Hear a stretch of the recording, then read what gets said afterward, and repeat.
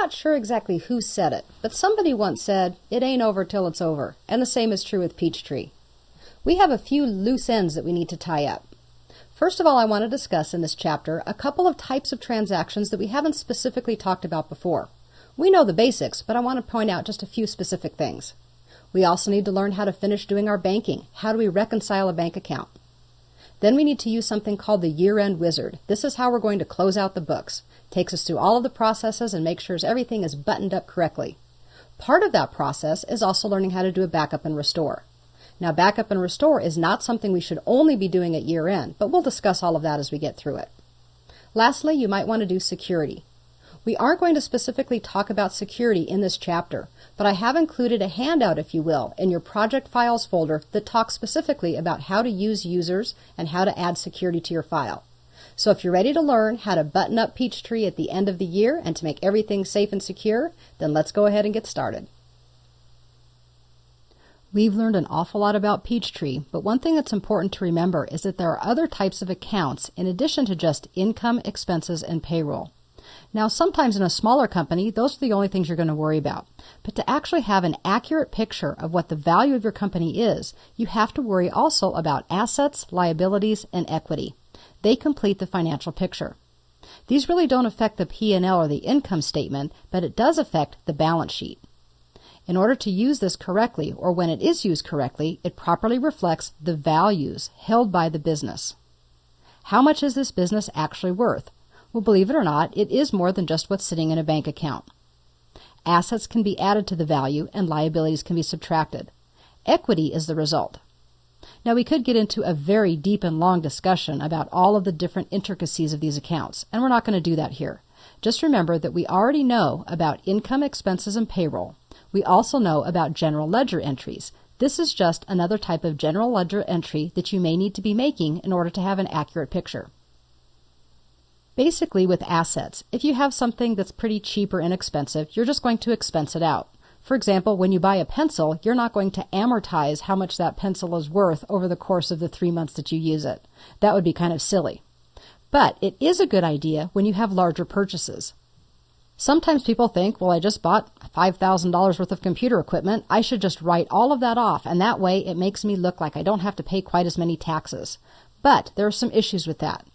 It does greatly reduce your profit for that period, but then that's also the negative. It also greatly reduces your profit for that period. And so if you make inconsistent purchases, it can make your income look like it goes up and down, and that's not good. People like to see steady income. Also, once it's written off, it doesn't show any value to the company. So if you have $5,000 worth of computer equipment and you expense it out in January of one year, after January, and certainly after that year, it doesn't show that you have any value, even though that computer is still sitting on a desk and probably has value for another 3 or 4 years. We always want our profitability to look consistent, and that's why we don't always want to simply expense everything.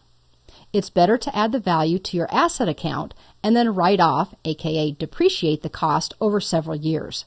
That's going to help everything look better, as well as adding value to your company. The opposite is actually true for liabilities, or maybe I should say it's the same. It's similar yet different. Sometimes a liability needs to be entered differently as well. What if you took out a 10-year lease on office space? The total cost is $1,200 a month for 120 months, or $144,000. If you only entered that rent each month as it's paid, like a regular expense, then it won't show any real obligation on the part of the company.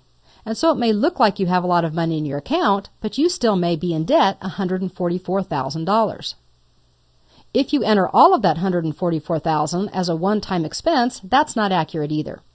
So again, we'll enter this one as a long-term liability and then offset the payments as they're made. Sometimes people like to do things one way or the other, thinking it's going to save them on taxes or make them look a little bit better at a given time. But really, working with assets and liabilities the correct way is going to be better off in the long run and more accurate. All of this accuracy becomes important because a balance sheet is good as of the end of the last fiscal year.